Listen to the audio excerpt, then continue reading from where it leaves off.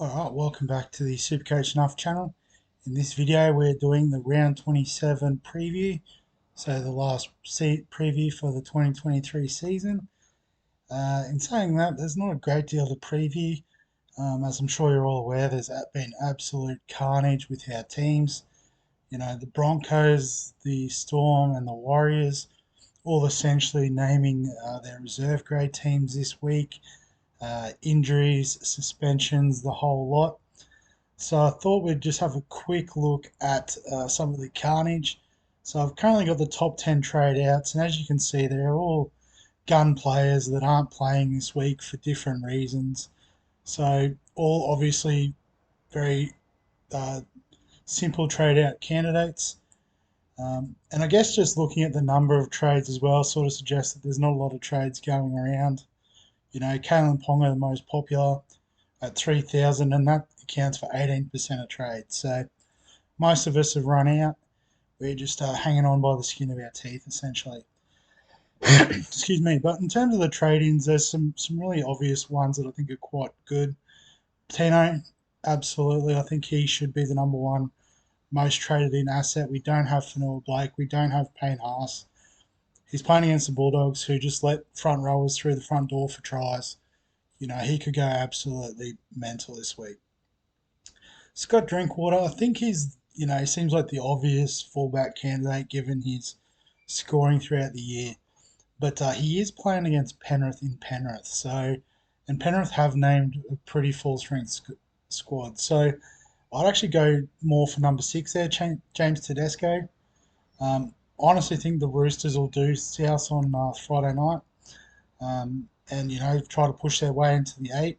So I think Tedesco will be a big part of that, especially now that Joey Manu's officially out. However, if you do think that the South will do all right, I think the obvious trade in is Cody Walker in the 5'8" position. I should have said. Because he's the clear sort of gun option. There's no Munster, no Ponga, no Dylan Brown. So he's the next one on the list. However, I think a sneaky option, and I'm not even 100% convinced he is at 5'8", and he is, but AJ Brimson. So again, playing against the Bulldogs, playing fullback. Fullbacks have scored well against the Dogs this year. So, I'd actually bring in Brimson over Walker myself, but I can totally understand that logic. Cherry Evans, I mean, if you haven't got Cleary or Hines, I'd probably go for those guys over DCE.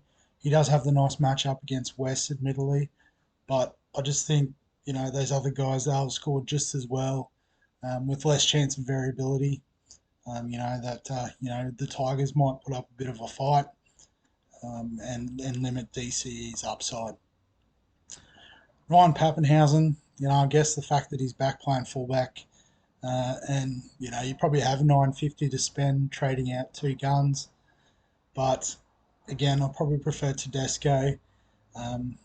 But it'll be interesting to see how he goes. I'm secretly hoping he has a quiet one, so that his 2024 value will be really low, and he'll be the first player in my team next year. Jermaine Osako, he's probably the obvious candidate in the centre wing, particularly given he's playing against the Warriors reserve grade team essentially. The Dolphins are favoured to win. They're playing in Brisbane. So I could definitely see Osako, if you haven't got him, being a great option. But I do really also like Cooler as an option. So playing fullback for Manly, again, against West, you'd think would be a favourable matchup. Killed it last week at fullback, admittedly against the Dogs. But yeah, Damien Cook, I think, is the obvious trade option for Harry Grant at hooker. So even if, South do get rolled, I think Damien Cook will still be heavily involved. And, I don't really see another option that would sort of replace him as the number one hooker this week. Nico Hines, I talked about, obviously, is a great option.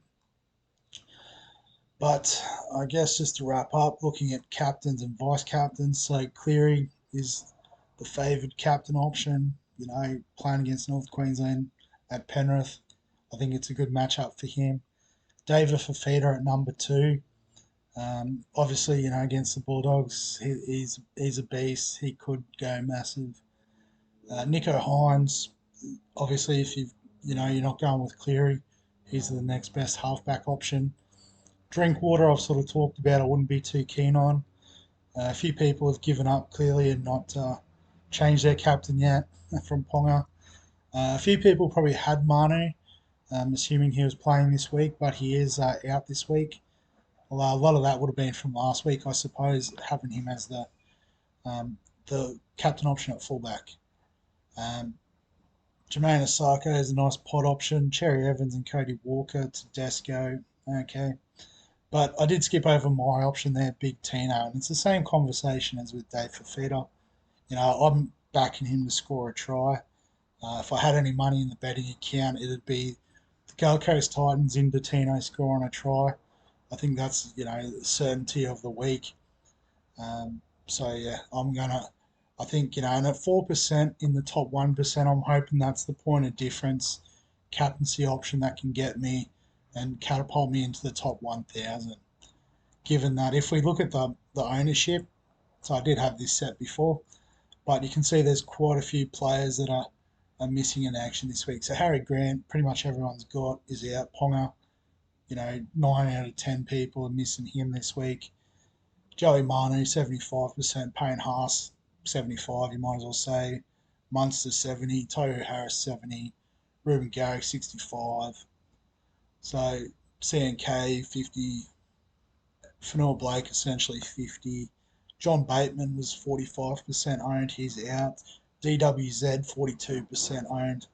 So, there's a lot of teams in the top end of town struggling this week, myself included. So I guess what my team looks like, it's pretty barren. So got Reed Marnie at hooker.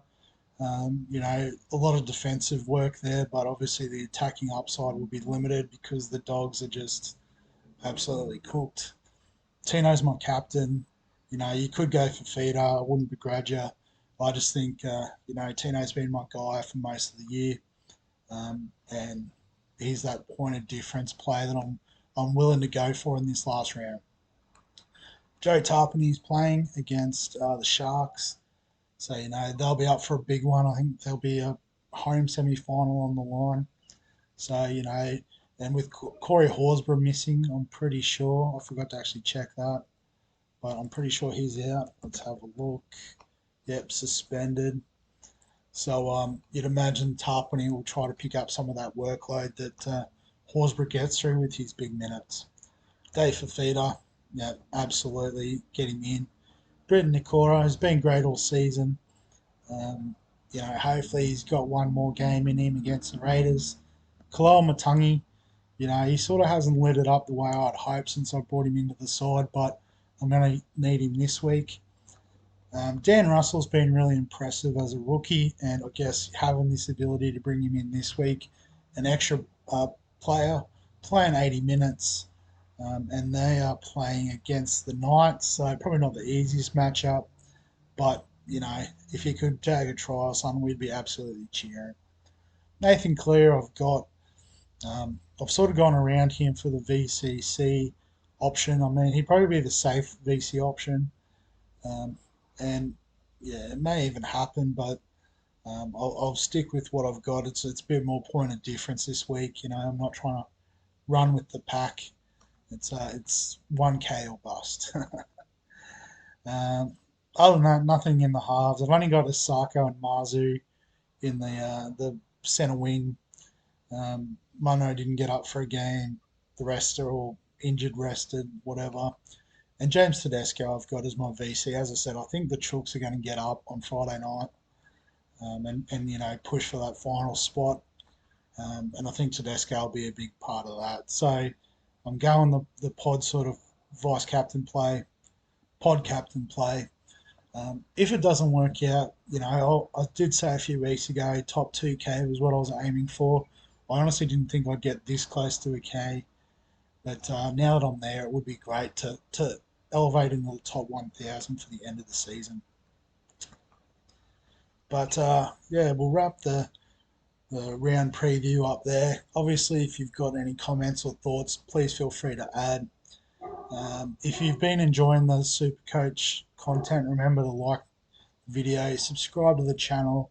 There's more fantasy content coming throughout the summer, whether it's Fantasy Premier League, NFL Fantasy, and you might see here as well the NBL's popped up. So once the NRL stuff's finished up, we might have a bit of a look at that. Why not? BBL over the summer. So there'll be lots of stuff on the channel, and then obviously as soon as things like the team picker are loaded, the game officially opens, all that sort of stuff, we'll get in here and we'll have a look at what's what and get stuck into NRL SuperCoach for 2024. But other than that long-winded sort of summary of what's coming up, thanks very much for watching as always, and I'll catch you in the next one.